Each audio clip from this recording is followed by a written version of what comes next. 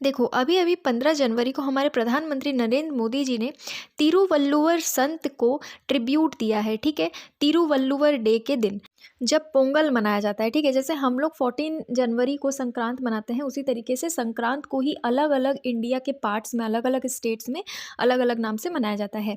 उसी तरीके से तमिलनाडु में पोंगल मनाया जाता है। ठीक है, तो पोंगल का दिन होता है 15 या 16 जनवरी। तो उस टाइम पे प्रधानमंत्री नरेंद्र मोदी जी ने संत तिरुवल्लुवर को ट्रिब्यूट दिया है। तिरुवल्लुवर डे के नाम से मनाया जाता है इस दिन को। ठीक है, देखो तिरुवल्लुवर कौन थे? तिरुवल्लुवर साउथ इंडिया के एक बहुत बड़े संत थे। इनको दक्षिण भारत का कबीर कहा जाता था, क्योंकि इन्होंने बहुत से दोहे लिखे थे। आपको पता होगा कबीर के दोहे, इन्होंने भी काफ़ी सारे दोहे लिखे थे। और कबीर की तरह जो हमारे कबीर दास हैं, उनकी तरह इन्हें भी इनके माँ बाप ने बचपन में ही छोड़ दिया था। ठीक है, कई सारी चीज़ें मिलती जुलती है, इसीलिए इनको साउथ का कबीर कहा जाता है। ठीक है, इनके बारे में एक रोचक बात यह है कि ये हमेशा यही मानते थे कि गृहस्थ जीवन को व्यतीत करते करते भी, मतलब कि आप मैरिड लाइफ के साथ साथ भगवान की आराधना भी कर सकते हो। आपको संत बनने के लिए गृहस्थ जीवन को छोड़ने की ज़रूरत नहीं है। ठीक है, तिरुवल्लुवर जो थे वो अपनी पत्नी बासुही के साथ ही रहते थे। उन्होंने अपना जीवन उन्हीं के साथ व्यतीत किया। उनकी जो वाइफ थी और वो थे, वो दोनों कपड़े बुनकर बाजार में बेचते थे। ठीक है, बहुत ही शांत स्वभाव के थे, बहुत ज़्यादा सहनशीलता थी इनमें, इनकी बहुत ज़्यादा वाहवाही होती थी हर जगह। और ये एक संत थे, लेकिन इन्होंने घर से संन्यास नहीं लिया था, अपनी पत्नी के साथ ही रहते थे और काफ़ी बड़े महान संत थे। ठीक है, तिरुवल्लुवर ने जो ग्रंथ लिखे थे, उनमें सिर्फ धर्म, अर्थ और काम के बारे में लिखा था। इन्होंने ये कहा था कि मोक्ष के बारे में मुझे कुछ भी नहीं पता है, मैं कुछ नहीं जानता हूँ, इसीलिए धर्म, अर्थ और काम के बारे में इन्होंने ग्रंथ लिखा था। देखो, इनका जो नाम है वो रियल नाम है वल्लुवर।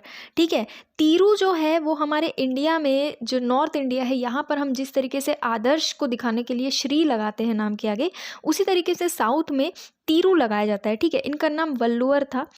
इन्होंने जो लिखा था उसको कहते हैं तिरुकुरल। तिरुकुरल जो है, बहुत अच्छे से इसको याद रखना आप लोग, क्योंकि एग्जाम में पूछा जा सकता है कि तिरुकुलर किसने लिखा है। तिरुकुलर जो है ये पूरा एक बंडल है, कलेक्शन है, जो कि तिरुवल्लुवर संत के द्वारा लिखे गए थे, दोहे लिखे गए थे।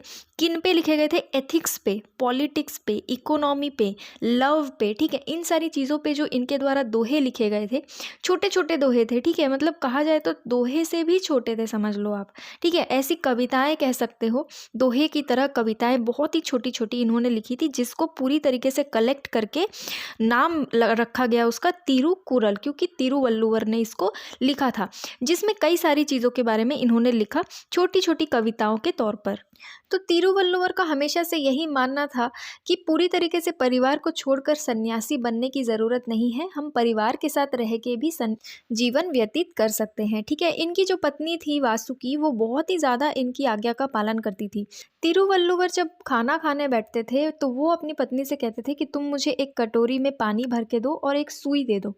ठीक है, तो वो जीवन भर इस चीज़ का पालन करते गए। हर दिन जब वो खाना खाने बैठते थे तो वो एक कटोरी में पानी और उसमें सुई लेकर बैठते थे। तो कभी भी इनकी वाइफ ने इनसे पूछा नहीं कि आप ऐसा क्यों मेरे से बोलते हैं कि मुझे एक कटोरी पानी और सुई दे दो। ठीक है, लेकिन जब वासुकी बहुत ज़्यादा बीमार पड़ी, जब उनको समझ में आया कि हाँ अब मेरी मृत्यु होने वाली है, तो उन्होंने आखिरी समय में तिरुवल्लुवर से पूछा कि आप एक बात मैं आपसे पूछना चाहती हूँ, आप ज़िंदगी भर ऐसा क्यों करते आए कि आप खाना खाने जब भी बैठते थे तो आप मुझसे कहते थे कि एक कटोरी में पानी दो और सुई दे दो, और आप खाना खाते टाइम वो अपने पास ही रखते थे। तब तिरुवल्लुवर ने जवाब दिया कि मैं अन्न का बहुत ज़्यादा आदर करता हूँ, बहुत ज़्यादा अन्न को मैं पूजता हूँ, मैं नहीं चाहता कि कभी भी अन्न जो है वो ज़मीन पर गिरे, ठीक है, वेस्ट हो। इसीलिए मैं ये सोचता था कि अगर एक भी दाना अन्न का गिर गया तो मैं उस सुई से उस अन्न को उठाऊंगा और उस पानी में डालूंगा और उस पानी से धो के मैं उस अन्न को खा जाऊंगा।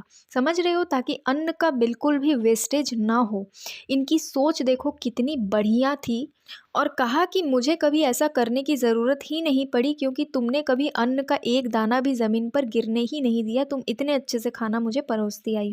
मतलब समझ रहे हो कितने महान संत थे ये, इनकी सोच ही अलग थी, ठीक है। ये ऐसा कभी नहीं बोलते थे कि आप सन्यासी बन जाओ तभी आपको मोक्ष वोक्ष की प्राप्ति, ऐसा कुछ भी नहीं है। ये हमेशा कहते थे कि परिवार के साथ रह के भी आप संत जीवन का पालन कर सकते हो, आप भगवान की आराधना कर सकते हो। इनकी पत्नी ने इनका हमेशा से साथ दिया। और संत तिरुवल्लुवर जो भी सोचते थे, जो भी इनके विचार थे, इन्होंने सारी चीज़ें लिखी थी, जिसको अब कलेक्ट करके एक बुक बना दिया गया, जिसका नाम मैंने क्या बताया, तिरुकुरल, ठीक है। ये आपको याद रखना है। तो आई होप आपको ये टॉपिक समझ में आया होगा। संत तिरुवल्लुवर बहुत ज़्यादा न्यूज़ में थे, तमिलनाडु के थे ये, ठीक है। अभी एग्जैक्ट किसी को भी पता नहीं है, क्योंकि ये अभी के ज़माने के नहीं थे, ये काफ़ी पुराने संत थे। लेकिन कहा जाता है इनका जन्म मैलापुर में हुआ था, ठीक है, जो कि अभी के चेन्नई के पास है। तो संत तिरुवल्लुवर के बारे में हमने डिटेल में डिस्कस कर लिया है। कोई भी डाउट या कन्फ्यूजन हो तो आप मुझे कमेंट बॉक्स में पूछ सकते हैं। ऐसे ही करंट अफेयर अपडेट्स के लिए इस चैनल को सब्सक्राइब करें। आज के लिए इतना ही। Thank you.